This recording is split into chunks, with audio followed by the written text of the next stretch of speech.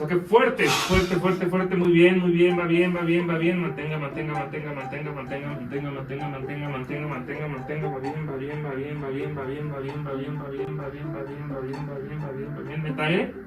Hola a todos, estamos aquí como invitados en Detecto, programa de detección oportuna de cáncer de pulmón con la doctora Marisol Arroyo, neumóloga y especialista en tratamiento para dejar de fumar, entre otras credenciales impresionantes que nos va a comentar la doctora. ¿Cómo está, doctora?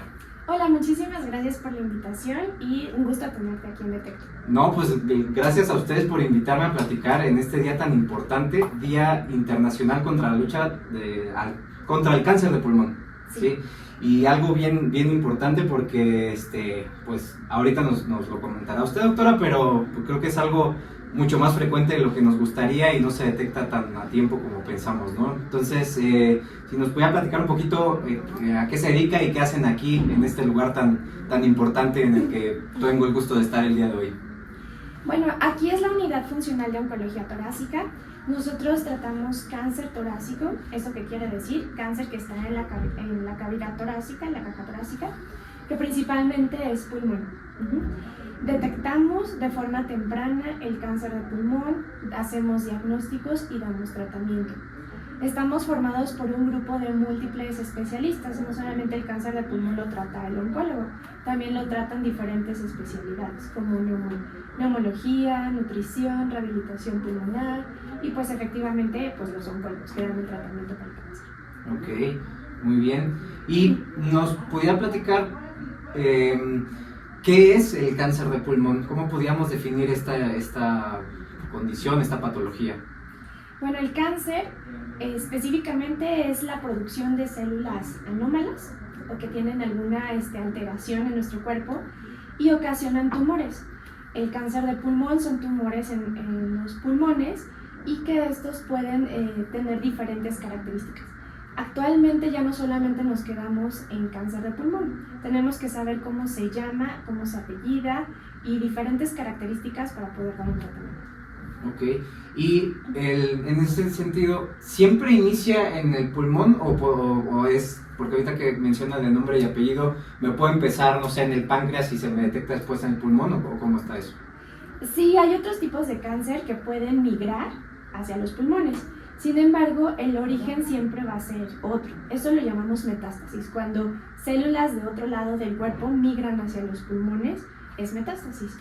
Pero cuando el origen es en el pulmón, eso es el cáncer de pulmón. Ok, perfecto. Y bueno, quiero agradecer a todas las personas que nos respondieron en Instagram y en Facebook, porque aquí tengo mi acordeón, preguntas con una letra hermosa que yo tengo, de preguntas sobre el cáncer de pulmón, inquietudes que ustedes tienen para pues, consultarla ahorita con los expertos. Entonces, uno de las principales preocupaciones que tiene la gente es ¿cuáles son los signos y síntomas más importantes para saber que yo tengo cáncer de pulmón? Como para preocuparme e ir con el médico, ¿no? Desafortunadamente el cáncer de pulmón en etapas tempranas, cuando empieza a producirse esta anomalía y empieza a salir el tumor, no tiene síntomas. Okay. Esa es la importancia de ver los factores de riesgo. Si yo fumé, si yo tuve otro tipo de exposiciones, la probabilidad que pudiera yo tener cáncer. Desafortunadamente esto de que no da síntomas al inicio hace que la mayoría de los pacientes vengan a atención por un médico en etapas ya tardías, porque tengan tos, pérdida de peso, sangrado al toser. Y otra cosa que vemos es que estos síntomas son muy ambiguos, o sea, tos nos puede dar por COVID, nos puede dar por reflujo, nos puede dar por otro tipo de infecciones.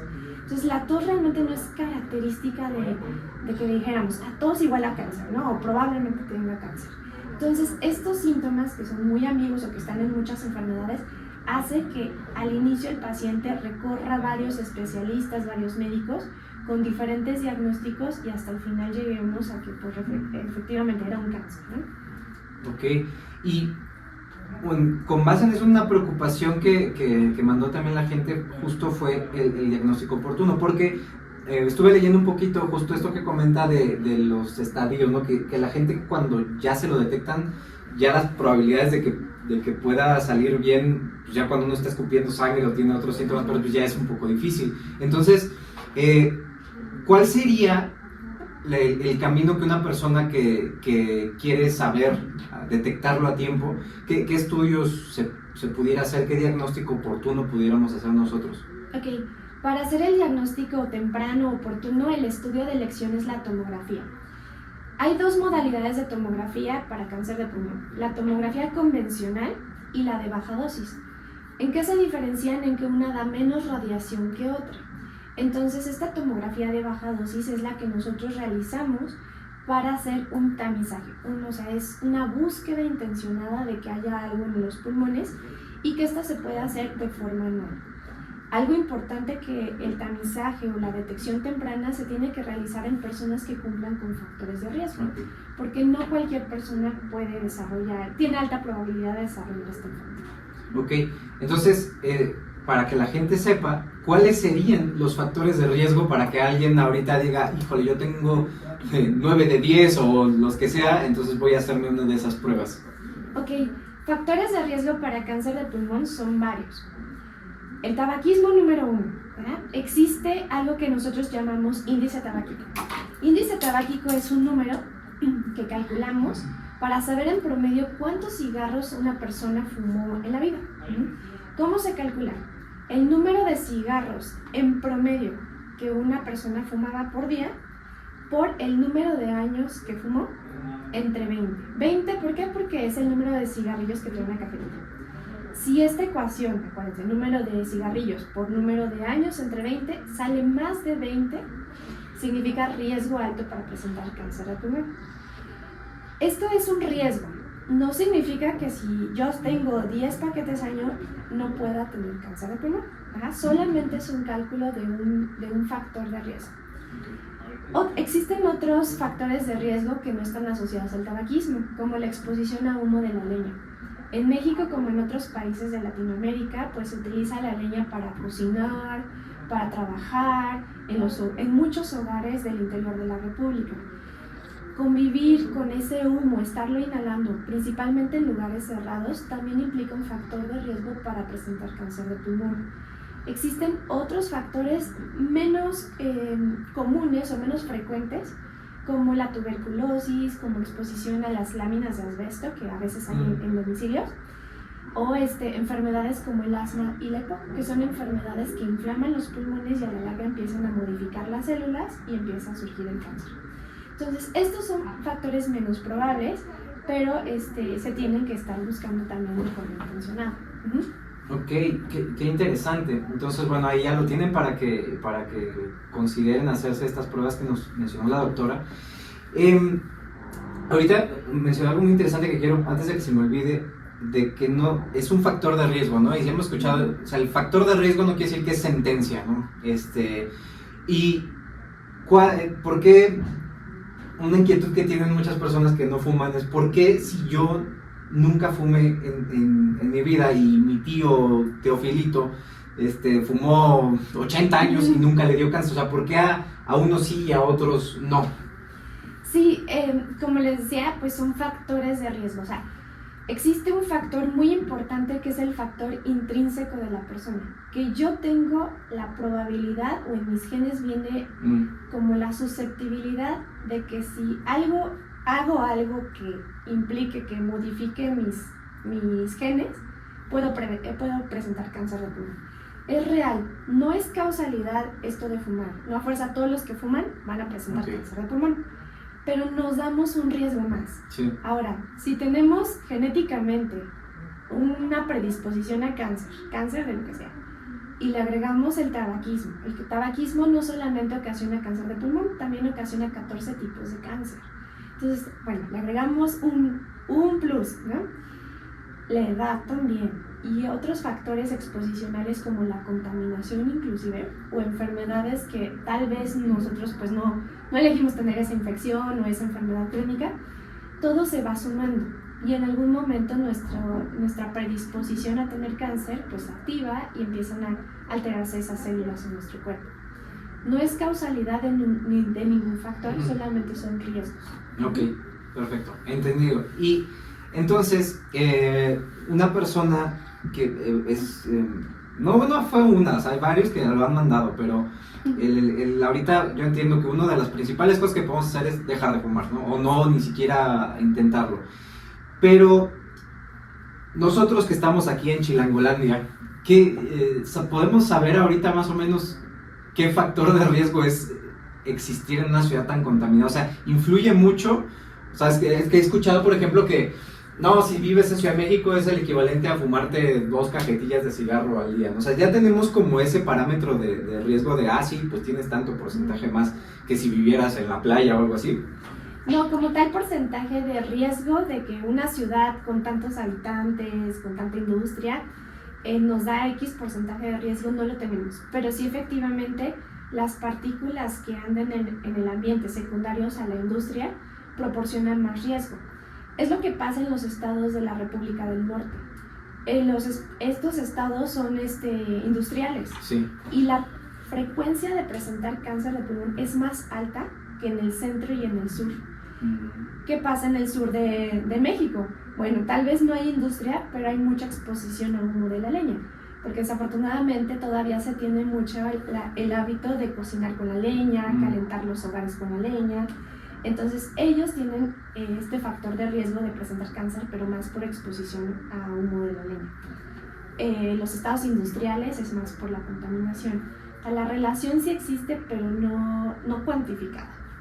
Ok, qué interesante. Bueno, entonces para que lo sepan, y como paréntesis, hace poquito yo recorrí pues, desde Baja California, Ensenada, Sonora, Chihuahua, Torreón y para abajo, ¿no? Zacatecas, San Luis, Zacatecas, todo eso, Zacatecas, San Luis, hasta Querétaro y acá.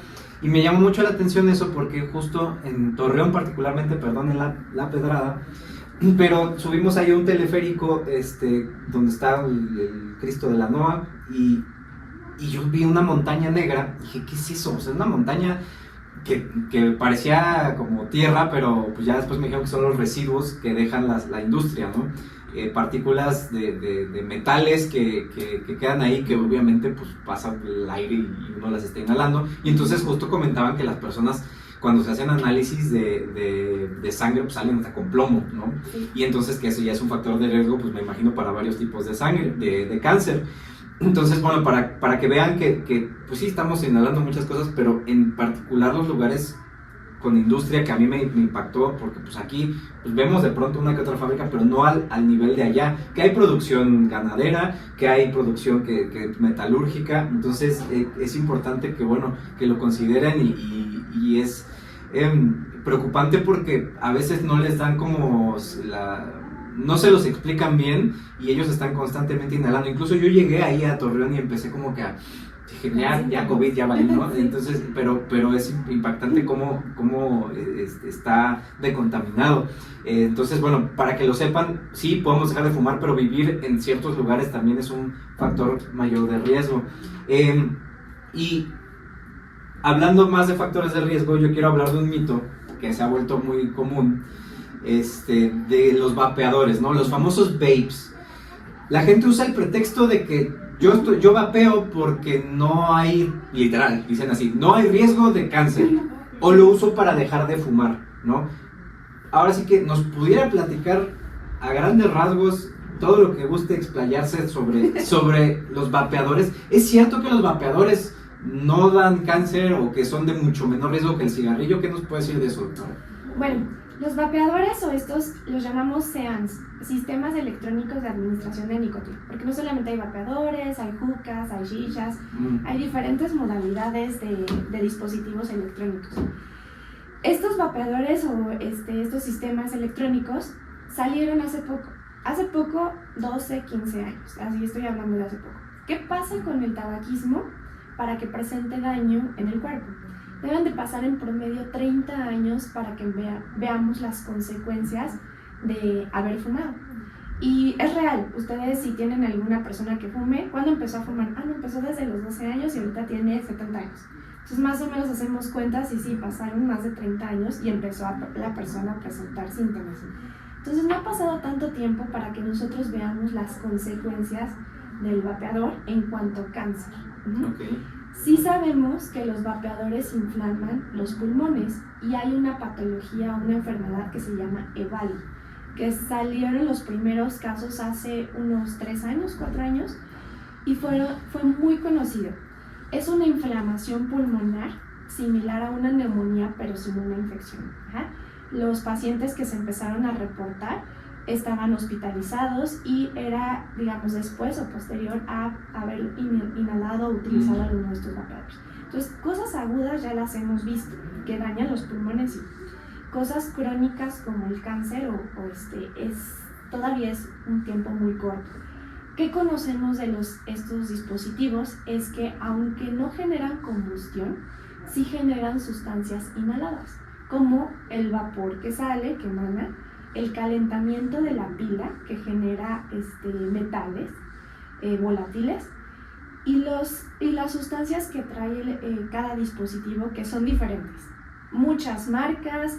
En México, desafortunadamente, hay pocas regulaciones para qué marcas entran, y los que utilizan estos dispositivos, no me dejan mentir, algunos uno los compra y sí vienen las letras en chino o en un idioma que no entendemos y no sabemos qué contiene. Muchos de ellos dicen que no contienen nicotina, pero cuando se hace el análisis sí contienen nicotina. Lo que sabemos es que existen hasta 60 sustancias carcinógenas en estos líquidos. ¿Y qué pasa? Cuando la industria tabacalera empezó a incursionar en sacar estos dispositivos, los empezó a promocionar para dejar de fumar.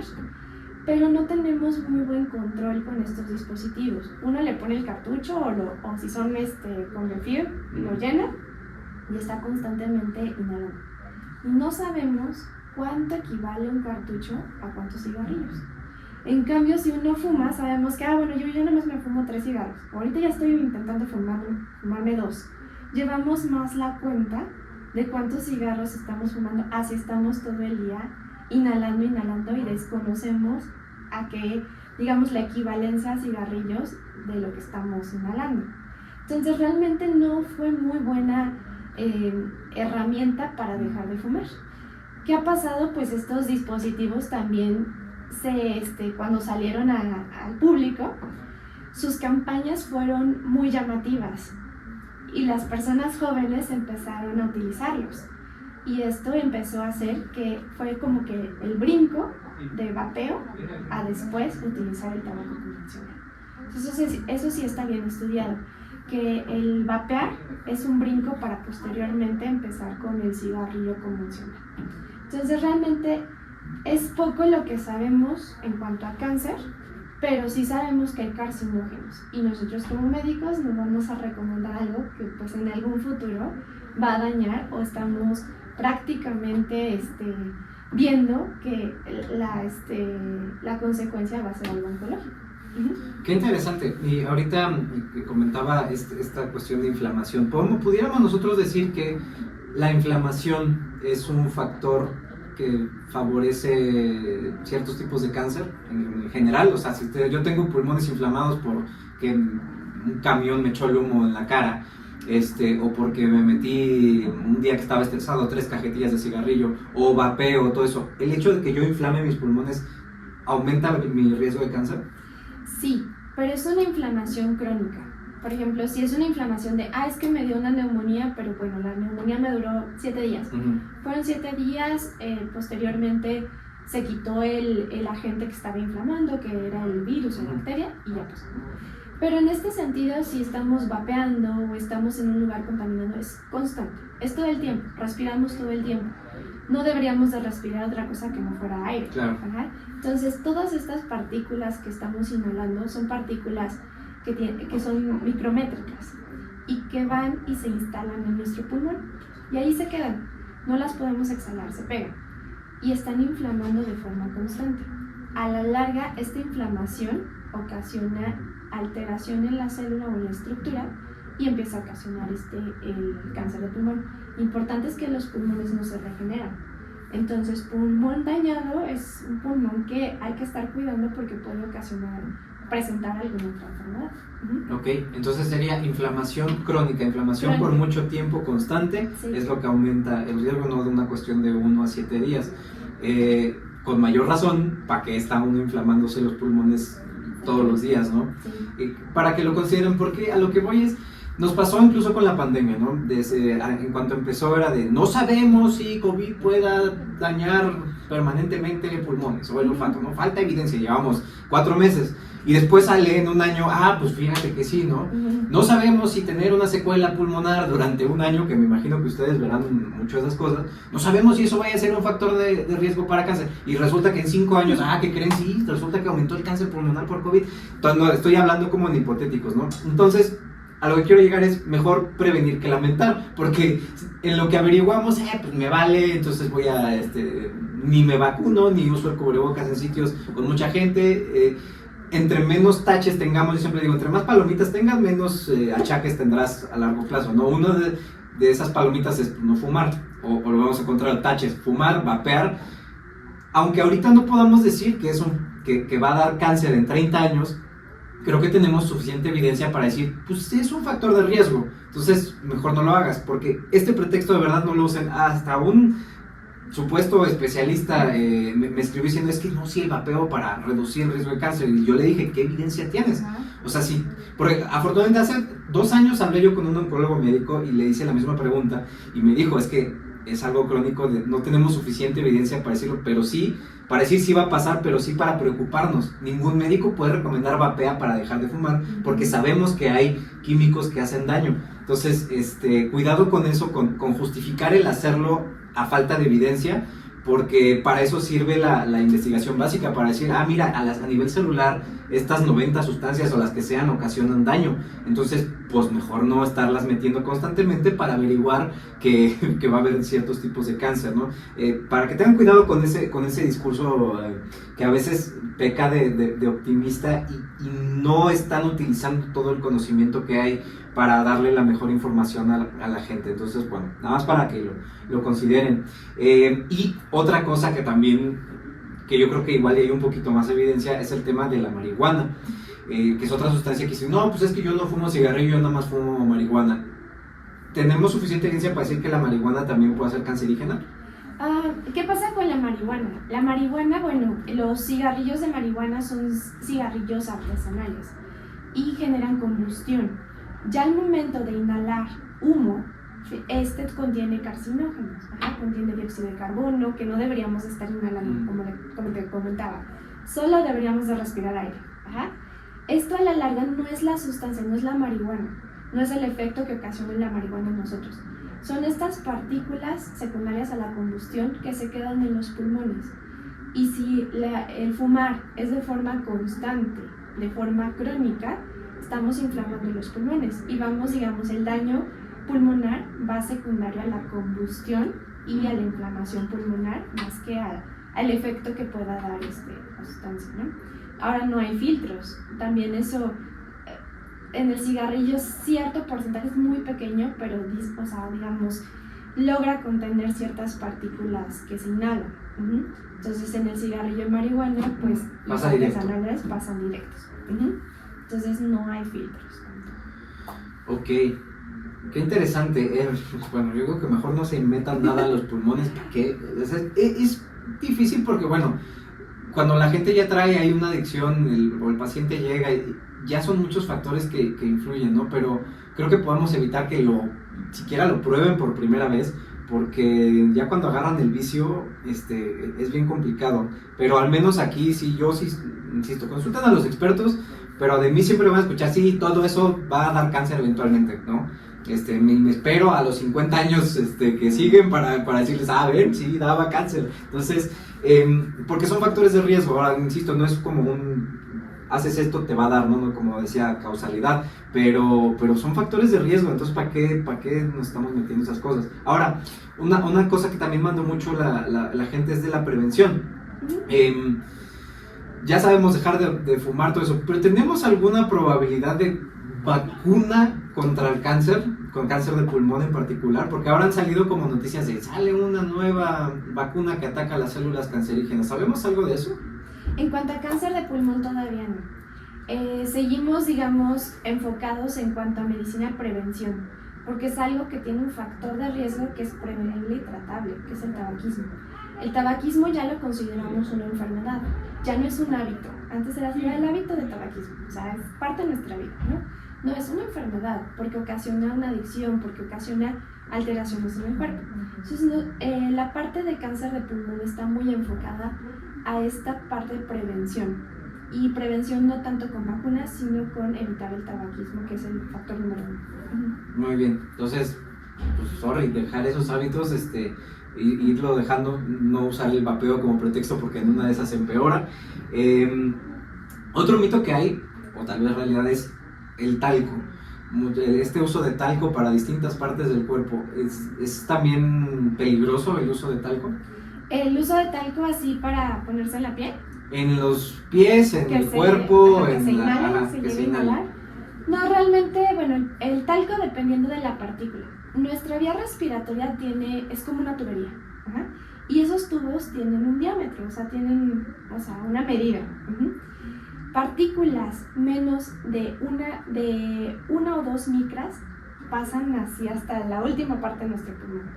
Si la partícula que se está inhalando del talco fuera más pequeña que 1 o 2 micras, va y se instala en los alvéolos, en los saquitos, ¿verdad? Y pudiera inflamar. Entonces, como decía, tiene que ser una exposición constante, persistente, que estuviéramos en una fábrica de talco todo el tiempo inhalando sin cubrebocas, sin protección, que llega a pasar. Existen trabajadores de diferentes industrias que la protección que utilizan no es la adecuada y el contacto con polvos es constante. Ajá. Uno de estos que podría ser los que trabajan en las fábricas o las maquiladoras de ropa, ¿no? Okay. Las ropas se han visto que tiene un polvito cuando está nueva, sacamos los jeans y hasta sale un polvito blanco. Bueno, los que cortan la tela, los que están en contacto directo con este polvito, así de finito, como es tantas las horas que están trabajando, sí llegan a inhalar estos polvitos de otro tipo y ocasiona enfermedades pulmonares, no tanto cánceres, pero sí otro tipo de enfermedades del tejido pulmonar.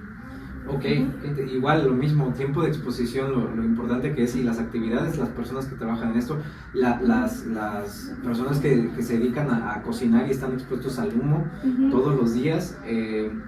Ahora me llega a la cabeza el tema, y sí lo vi por ahí comentado, del cubrebocas, porque, bueno, en su momento cuando estaba el uso generalizado, habíamos observado una disminución en influenza, ¿no? COVID, pues bueno, resultó ser, pareciera mucho más infeccioso, sobre todo las nuevas variantes, ¿no? Omicron y todo eso, pero observamos algo o algún beneficio a nivel cáncer, incluso factores de riesgo por el uso de cubrebocas. O sea, nos ha ido mejor con eso y lo enfoco hacia allá porque sé que debido a la pandemia muchas enfermedades se descuidaron y diagnósticos pues, que eran tardíos se volvieron todavía más tardíos.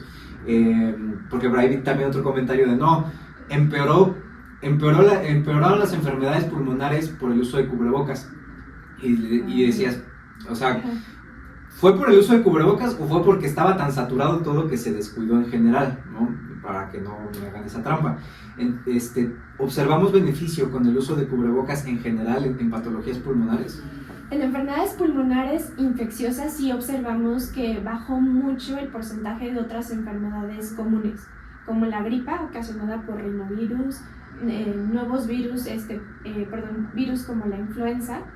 Estos 2 años que estuvimos así, de plano, así con medidas muy, muy extremas, no hubo no hubo brote de influenza. Hubo casos muy aislados, pero como tal no hubo hospitalizaciones grandes por influenza. Entonces, sí vimos un beneficio en cuanto a enfermedades infecciosas. ¿Por qué? Porque las enfermedades infecciosas se transmiten por gotitas, ¿no? Alguien enfermo, tose, respira o está hablando de forma directa y la otra persona inhala estas partículas. Entonces, ¿qué pasaba con el cubrebocas? Era una barrera de protección. Entonces, sí vimos una reducción dramática de cuanto a las enfermedades infecciosas. Segunda, los niños estaban en casa. Entonces, los niños son la fuente principal de contagios. Entonces, ellos estaban en casa, lo cual también se redujo en la población general el grado de infecciones respiratorias. Pasó algo muy chistoso o peculiar con cáncer de pulmón. Empezamos a detectar más tipos de cáncer, o más personas llegaron con diagnóstico de cáncer. ¿Por qué? No por el cubrebocas, importante. Porque las personas empezaron a hacer estudios de imagen, estudios de tomografía, radiografías. Porque tengo tos, no voy a hacer COVID, voy a ir a hacerme una radiografía. Y resulta que en la radiografía, ¡boom!, tumor o bolita que está sospechosa, nódulo pulmonar. Empezamos el estudio y resulta que era un cáncer en etapas tempranas, cuando no da síntomas. Pero que por COVID, por el miedo de pudiera tener esta enfermedad, se hicieron algún estudio donde salió que empezaba a salir cáncer y estaba localizado. Afortunadamente estos pacientes, como se encontraban en etapas tempranas, fueron a procedimientos quirúrgicos y con curación. Pero sí empezamos a ver que a la alza del número de pacientes con cáncer, pero secundario a esto, a que se empezaron a hacer estudios de imagen. Ok, qué interesante. Pues sí, claro, ahora todo, en un principio, sobre todo cuando había vacunas, no era de tosecita, sí.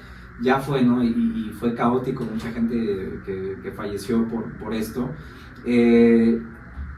Entonces se aumenta el diagnóstico oportuno gracias a la preocupación de la gente.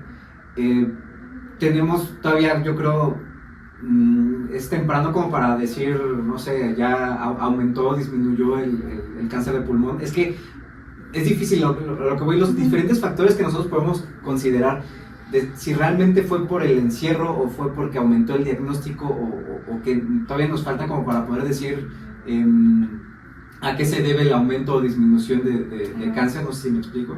Sí, bueno, es multifactorial. Cáncer es algo que no podemos predecir cuál va a ser la evolución. Entonces, en pandemia, pues eso vimos. A cáncer de pulmón se detectó más, pues porque la gente estaba más preocupada de su respiración. Cualquier tosecita, aunque fuera de meses atrás, le empezamos a tomar atención en ese momento. Entonces empezamos a hacer más diagnósticos. ¿Cuál es la tendencia a futuro de si esto va a seguir aumentando o otra vez va a bajar porque ya no hay tanto COVID, ya no hay tantos casos y demás? Bueno, la tendencia es variable. Se sospecha que puede incrementar por el uso de estos dispositivos electrónicos que no sabemos, a la larga va a seguir pasando el tiempo y vamos a empezar a ver las consecuencias. Y desafortunadamente vamos a ver las consecuencias en personas muy jóvenes. O sea, vamos a ver diagnósticos de cáncer en personas más jóvenes de lo que ahorita el cigarrillo convencional está haciendo. Porque ellos empiezan a utilizar los dispositivos súper jóvenes, ¿no? 12, 15 años, los adolescentes son los que están utilizando estos dispositivos. Entonces la tendencia o lo que se pronostica es cáncer en edades más tempranas. Es difícil saber cómo va a ir a la alza, a la baja y demás, pero la persistencia de cáncer de pulmón sí, o sea, sí podemos asegurar que esto no es, aunque hagamos detección temprana, no va a ser algo que vaya a quitar el problema, ¿no? A quitar el cáncer. Respecto a eso, de esta tendencia a la alza, porque la pandemia siendo un impacto no solo a nivel biológico, tema de salud por el virus, sino lo que genera el estrés, el encierro, el aumento de consumo de alimentos que no son lo mejor por comida rápida, todo esto que aumenta la obesidad, que es un importante factor de riesgo para cáncer. Sí, tenemos también datos si aumentó el consumo de cigarrillos, ¿aumentaron los fumadores en la pandemia? En la pandemia no aumentaron, bueno, de las encuestas que se han hecho son encuestas pequeñas. Hay una encuesta nacional que se hizo la última en 2017. Estamos esperando que se repita esta encuesta para ver qué pasó en la pandemia. De encuestas locales, hemos visto que no incrementó el porcentaje de fumadores.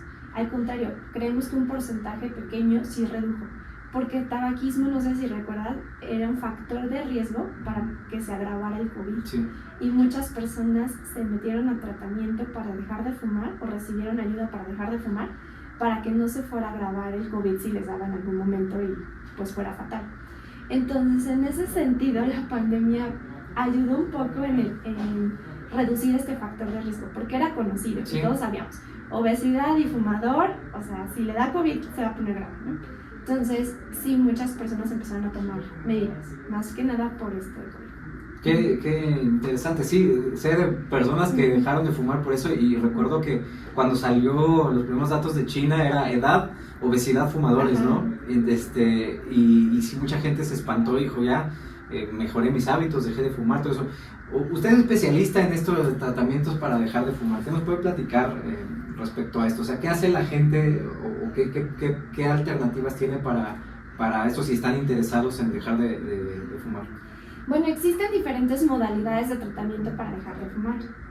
La parte médica, que es la parte en la que yo me especializo, tiene dos vertientes. Ajá. Nosotros, si alguien viene a recibir tratamiento para dejar de fumar, trata de una parte farmacológica en la cual yo como médico le ayudo al paciente en este proceso de ir dejando de fumar a que no se sienta mal, que no sienta los síntomas de abstinencia, que es lo que hace que el paciente se sienta mal y regrese a fumar otra vez, ¿no? Como sudoración, insomnio, ansiedad, alteración del estado de ánimo, que se sienta así como león enjaulado. Entonces, esa parte es por el déficit de nicotina, porque ya no consume la igual cantidad de nicotina que es cuando estaban fumando. Entonces existen tratamientos para sustituir esa nicotina, como a lo mejor ya los conocen, los parches, los chicles, los inhaladores, hay otros sprays, hay unos dulcecitos, hay muchas modalidades. Estos medicamentos, algo que me gustaría recalcar, es que estos medicamentos no te van a hacer dejar de fumar. Eso es importante, porque muchos pacientes llegan y dicen, no, doctor, es que ya me puse el parche y no dejo de fumar. No, el parche no va a hacer que tú dejes de fumar, tú vas a hacer que dejes de fumar. Si tú quieres dejar de fumar, tienes que empezar a hacer un plan para reducir el número de cigarros, etc. El parche lo que va a hacer es que no te sientas mal en ese proceso. Ajá. Ese es el tratamiento sustitutivo de nicotina. Y la otra parte que también es parte del tratamiento se llama cognitivo-conductual, terapia cognitivo-conductual. El tabaquismo antes se consideraba un hábito porque pues empieza a ser parte de nuestras vidas, o sea, y lo tomamos en cuenta. Es que yo me dicen los pacientes, yo me despierto y me sirvo mi cafecita y mi primer cigarro. Estoy con las amigas y mi cigarro. Estoy después de trabajar, mi cigarro. Hay un problema en mi cigarro. O sea, todo el transcurso del día está el cigarro presente. Es parte del hábito o del estar de una persona diaria. Entonces, el tratamiento cognitivo-conductual lo que hace es ir o rompiendo esos hábitos o costumbres es que yo siempre después de comer es el cigarro. Ir rompiendo ese hábito, y que es de muchos años. Y eso es lo que más cuesta, deshacerse o desprenderse del cigarro. Entonces, el tratamiento que nosotros damos como médicos trata de esas dos partes. La parte farmacológica, que ayuda a que uno no se sienta mal en el camino del proceso, y la parte cognitivo-conductual, que ayuda a que se vaya uno desprendiendo de ese cigarro. Y muy importante, el tratamiento no funciona, y ningún tratamiento, así sea acupuntura, hipnoterapia o demás, no va a funcionar si la persona no quiere dejar. Ajá. Porque también llega a pasar trajimos al abuelito para que deje de fumar. No, pero el abuelito no quiere dejar de fumar, así yo le ponga el chicle, el parche, le dé el medicamento, o demos terapia, él no quiere dejar de fumar. Entonces se tiene que tomar la decisión. Es muy importante. Qué importante eso. Y para quitar lo complicado que es quitar ese factor de riesgo por el tema biopsicosocial, ¿no? Que escuchamos mucho, ¿no? El tema de lo que yo estoy ingresando a mi cuerpo, el que yo quiera hacerlo, y además lo cognitivo-conductual, que no sé, me imagino que lo llevan de la mano con psicólogos, terapia cognitivo-conductual, porque hay detallitos que uno luego hace. Por ejemplo, es bien sonado esto que si yo no me tomo mi café y mi cigarro en la mañana, no puedo ir al baño, ¿no? Uh-huh. Es como el mejor digestivo que hay, y pues quizás el cigarrillo y sale sobrando, ¿no? Quizás no estás consumiendo suficientes vegetales, o no sé. Entonces, las creencias y las costumbres de las personas son bien, bien complicadas, ¿no? Luego me ha tocado con amigos y familia fumadores, y pues es que el no querer hacerlo ya para empezar, ya valió. Un factor importante que fue COVID, que es que si te pega, adiós, ¿no? O sea, un poco como para considerar dejar de hacerlo. Y entonces si una persona no pudo, llegó al punto de que, ¿sabes qué? ya empecé con síntomas extraños y tengo un estadio, no sé, de cáncer de pulmón. ¿Qué tratamientos hay entonces cuando una persona ya lo tiene en distintos estadios? ¿Qué tratamientos nosotros tenemos como para poder intentar evitar que esa persona pues fallezca? Ok, algo muy importante es que cuando llega un paciente con diagnóstico, nosotros lo tenemos que clasificar, como dices, en estadios, en etapas. Ajá. ¿Qué tan avanzado está?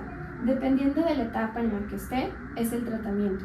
Etapas tempranas al inicio, cuando empieza esta enfermedad, como te decía, puede ser una cirugía y se quita la enfermedad. Etapas ya un poquito más avanzadas, hay diferentes modalidades de tratamiento. Anteriormente solo se tenía la quimioterapia y la radioterapia. En los últimos 10 años, el cáncer de pulmón ha avanzado muchísimo y existen nuevos tratamientos que van dirigidos a genes o a receptores o a moléculas que tiene el cáncer. Entonces, por eso te decía, ahora ya tenemos que saber cómo se llama y cómo se apellida, porque ese apellido nos va a decir si tiene algún receptor, para lo cual nosotros tenemos un medicamento que ataque ese cáncer. Estos nuevos medicamentos son diferentes a la quimioterapia, muchos de ellos son tomados y ocasionan menos efectos secundarios que la quimioterapia. Entonces no solamente estamos atacando el cáncer, también estamos mejorando la calidad de vida del paciente. ¿Por qué? Pues porque es un paciente que se siente mejor con su tratamiento, que puede hacer sus actividades cotidianas y estarse tomando su medicamento todos los días en casa, y no tener que estar hospitalizado, que tener que venir a infusión de medicamentos, etc. Entonces, ha avanzado bastante el cáncer de pulmón. Estos medicamentos también han ayudado a incrementar la sobrevida, o sea, aumentar los meses o años que pueda vivir una persona con esta enfermedad cuando está avanzada. Ok, qué importante además el diagnóstico oportuno, reducir riesgos, diagnóstico oportuno, porque pues creo que ninguno de nosotros queremos tener una de estas cosas, ¿no? Doctora, algo que nos haya faltado, sobre todo particularmente hablando de Detecto, algo que nos quisiera compartir de este proyecto tan interesante. Bueno, este proyecto, el objetivo, como ya habíamos comentado en la charla, es detección temprana. Es encontrar la enfermedad en etapas cuando podemos dar un tratamiento que pueda ser curativo. Entonces, invitamos a las personas que tengan factores de riesgo como edad entre 55 y 75 años, exposición a tabaquismo activo o exfumadores, índice tabáquico de 20 paquetes año, ya les comenté cómo sacamos o calculamos más o menos el índice, o exposición a humo de leña o que tengan diagnóstico de EPOC. EPOC significa enfermedad pulmonar obstructiva crónica y es una enfermedad secundaria a la inhalación de humos como humo del cigarro o humo de la leña, que ocasiona inflamación persistente en los pulmones y genera daño. Cualquiera de estos factores de riesgo, ya sea tabaquismo, exposición a la leña o diagnóstico de EPOC, son candidatos a una valoración. Nosotros aquí en el Instituto Nacional de Cancerología, es donde está Detecto, hay números de teléfono que te voy a compartir y nuestras redes sociales para que se pongan en contacto la audiencia y saquen una cita. Hacemos una espirometría, que es una prueba de función pulmonar para ver cómo está la capacidad de los pulmones, y esto también nos ayuda a hacer diagnósticos como de EPOC. Hacemos una tomografía de baja dosis. Le damos al paciente un vale para que llame un número y agende una tomografía en el centro de Chopo Salud Digna más cercano a su domicilio, para que no se tenga que estar trasladando. Nosotros valoramos esos resultados, nos mandan de los laboratorios el resultado de tomografía. En equipo, nosotros de aquí de toda la unidad valoramos el resultado y si hubiera algo en particular, hacemos estudios de abordaje. Algo importante es que nosotros somos un sistema de salud público. Entonces, actualmente los pacientes que ingresan no tienen ningún tipo de seguridad social. El programa de Detecto es abierto a la población en el sentido de que hacemos las tomografías a cualquiera. Si llega a haber algún hallazgo y ya tenemos que estudiarlo de fondo, bueno, si tiene el paciente seguridad social de algún tipo, lo referimos a su hospital, pero si no tiene ningún tipo, se puede quedar aquí. Okay. Es algo. Qué interesante. Y pues bueno, aquí en el video, en la descripción van a tener todo el contacto para que Si les interesa, si tienen estos factores de riesgo o conocen a alguien, compartan por favor la información y puedan pues ayudar a detectarlo, a prevenirlo, que la gente se informe, que sepa que en realidad hay muchas cosas que a veces, por ejemplo, la genética se nos sale de nuestro control, pero pues sí hay distintas actividades que nosotros podemos realizar o dejar de realizar para la prevención. Y esto que tiene aquí, ¿qué nos puede decir? ¿Qué es esto? Parece que algo se va a hacer, realizar alguna prueba, algo así. Vamos a realizar una espirometría. La espirometría es una prueba de función pulmonar que nos ayuda a ver cómo está la capacidad de los pulmones. Okay. Nos mide la entrada y la salida del aire. Si la entrada y la salida del aire está menor a lo que deberíamos de tener como población mexicana, implica que hay alguna enfermedad que está inflamando y que no deja pasar el aire. Okay. Entonces esto nos hace diagnósticos como asma y EPOC, se utiliza para eso. Okay. Entonces nosotros ahorita en esta semana estamos haciendo una jornada de espirometría. La espirometría este estudio es gratuito. Hacemos el estudio aquí, lo hacen personal que está capacitado para realizar la prueba y otorgamos una interpretación y las recomendaciones que sean necesarias. Si el paciente llega a estar bajito de función pulmonar y pudiera ser candidato a tener EPOC o que fuma, lo invitamos a la clínica para dejar de fumar o a que se agregue al programa de detección temprana de cáncer de pulmón, dependiendo de la valoración. Okay. Entonces, vamos a hacer una prueba que es una prueba fácil de hacer. La prueba que vamos a realizar es la prueba de espirometría. El doctor te va a realizar este estudio, te va a ir explicando brevemente. Es una prueba, como te decía, que nos va a ayudar a medir la entrada y la salida del aire, cuánto aire entra y cuánto aire sale. Y se va a comparar con valores que ya están estandarizados para la población mexicana, dependiendo de tu altura y tu peso. Okay. Entonces vamos a hacerte unas preguntas y ahorita vas a ver cómo se hace la prueba y vamos a realizar. Necesitamos 3 maniobras que sean aceptables, que estén bien hechas, para que nosotros podamos hacer una interpretación. Ok, Perfecto. ¿De acuerdo? Muy bien. Primero que nada, yo te voy a pasar esta pistolita que es el sensor del espirómetro con este espirete. El espirete viene nuevo, ¿de acuerdo? Lo vamos a abrir. Y lo vamos a colocar de esta forma. El chiste es que si te das cuenta que tiene algunas ranuras. Las ranuras para arriba son los dientes de arriba, las ranuras para abajo son los dientes de abajo. Al momento que te dé esto, vas a colocar aquí tu boca completamente sellado y tu lengua por debajo, ¿de acuerdo? Yo te voy a pedir que hagas la siguiente maniobra. Vas a primero que nada, vas a tomar aire, normal, rápido, lento, como tú quieras, hasta llegar a la máxima capacidad que tú puedas llegar. Cuando llegas es cuando vas a estar bien inflado, ¿de acuerdo? Posteriormente vas a sacar el aire lo más rápido y lo más fuerte que puedas, de manera explosiva. No se vale que hagas así o que soples muchas veces, es un solo soplido, ¿de acuerdo? Entonces metemos aire, llegamos al máximo y, ¿de acuerdo? Vas a soplar lo máximo que puedas, vas a seguir soplando. Ajá, tú vas a seguir soplando. Aunque tú sientas que ya no sacas aire, todavía hay un poquito de flujo que va a estar detectando la máquina. En el momento que yo te diga, vas a meter aire, ¿de acuerdo? No antes y no después, ¿de acuerdo? Ok, perfecto. Vamos a calibrarlo primero. Entonces, coloco la lengua debajo del... Ajá, debajo. Tu boca va a hacer esto. Vas a aquí con tus labios. Si no hay que morderlo muy duro porque luego lo puedes oprimir. Y tu lengua por debajo porque si no vas a obstruir aquí, ¿de acuerdo? Entonces, inhalo por la nariz, exhalo por la boca. No, todo es por la boca. Todo es por la boca. Todo es por la boca. Te voy a poner esta pincita. Ok. ¿De acuerdo? Digo. Listo, colóqueselo. Meta aire. Saque fuerte, muy bien, va bien, mantenga, va bien,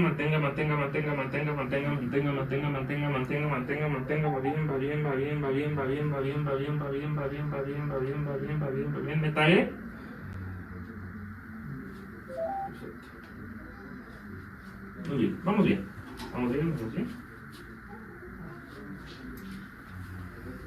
La segunda inhalada es igual fuerte o es...? No, es profunda. profunda. No, no. Para que meta el aire. Bien, ¿de acuerdo? ¿Vamos bien? Vamos a hacer uno más ahorita, nomás descanse tantito. Usted me dice cuando ya está listo. ¿Cuál es el? Solo por curiosidad. ¿No? Pues en la segunda. En la segunda faltó un poquito más de fuerza de la velocidad, pero bien. Para inhalar la segunda, ¿verdad? Para sacar el aire. Ah, para sacar el aire, sí, me falló. No se preocupe, ahorita vamos bien. Usted me dice cuando ya está listo. ¿Listo? Colóqueselo. Meta aire. Sáquelo fuerte. Fuerte, fuerte, fuerte. Muy bien, muy bien, muy bien. Va bien, va bien. Perfecto, perfecto. Saque aire. Mantenga, mantenga, mantenga, mantenga, mantenga, mantenga, mantenga, mantenga, mantenga, mantenga, mantenga. Va muy bien, va muy bien, va muy bien, va muy bien, va muy bien, va muy bien, va muy bien, va muy bien, va muy bien. Bien, meta aire. Perfecto. Listo. Perfecto. Muy bien. Ahora, en esta espirometría puede ver que hay diferentes medidas. FBC es la capacidad que puede su pulmón de tener el aire, es lo máximo que puede tener de aire. FEV1 es lo que usted hizo en el primer segundo, ¿de acuerdo? Ajá. Aquí podemos ver que son los valores que hizo usted, lo mejor que obtuvo de todas las pruebas, y el límite inferior a la normalidad, que es lo esperado para una persona de su edad, sexo, altura y peso, ¿de acuerdo? Ok. Entonces, lo primero que hay que ver en una espirometría es el cociente entre FEV1 y FBC, que eso nos está diciendo si hay alguna obstrucción, que es el aire que tiene que salir la mayor parte en el primer segundo, no está saliendo de manera correcta. Aquí usted obtuvo todos los valores arriba del límite inferior a la normalidad, por lo que descartamos un proceso restrictivo. Después de eso vamos a FBC para ver si su pulmón es más chiquito de lo normal, y usted sacó 110 del predicho. Y su FEV1 igualmente es 113 del predicho, por lo que es una espirometría completamente normal, ¿de acuerdo? Menos mal. Ok, muy bien. Listo, pues con mi espirometría en mano, ya puedo decir que no estoy mal, puedo regarla y empezar a fumar o hacer alguna de esas tonterías, pero no va a pasar, soy demasiado vanidoso. Doctora, pues muchísimas gracias por su tiempo, por la atención y algunas palabras para concluir que nos quiera dejar. Pues agradezco mucho tu espacio, tu tiempo y queremos invitar a todos tus seguidores, toda tu audiencia, a incluirse en el programa de Detecto si cumplen con los factores de riesgo, que se dan entre 50 y 75 años, exposición al humo de la leña, diagnóstico de POC, enfermedad pulmonar obstructiva crónica, o si tuvieron tabaquismo activo o son exfumadores con un índice tabáquico de 20 paquetes año, que se puedan comunicar por redes sociales, por correo electrónico o por teléfono para que acudan a una cita, una valoración. Les hacemos esta prueba que es de función respiratoria para ver cómo están. Y también si tienen riesgo para padecer cáncer de pulmón, les otorgamos de forma gratuita una tomografía de baja dosis. Es importante, el programa es gratuito, es el primer programa en México que hay para prevención de cáncer de pulmón. Muy importante, completamente gratis el marketing, completamente gratis el primer programa para detectar cáncer de pulmón aquí en México. Entonces aprovechen la oportunidad, de verdad, si cumplen todos estos factores de riesgo o conocen a alguien, por favor, compartan, ahí van a estar los enlaces, toda la información para que ustedes tengan el acceso facilito y no haya pretextos. Entonces, nuevamente, doctora, muchísimas gracias por su tiempo, gracias por la atención y pues seguimos en contacto a través de las redes sociales. Aquí van a estar los enlaces, no hay pretextos, cuídense, prevenir es mejor que lamentar. Gracias, doctora. Gracias.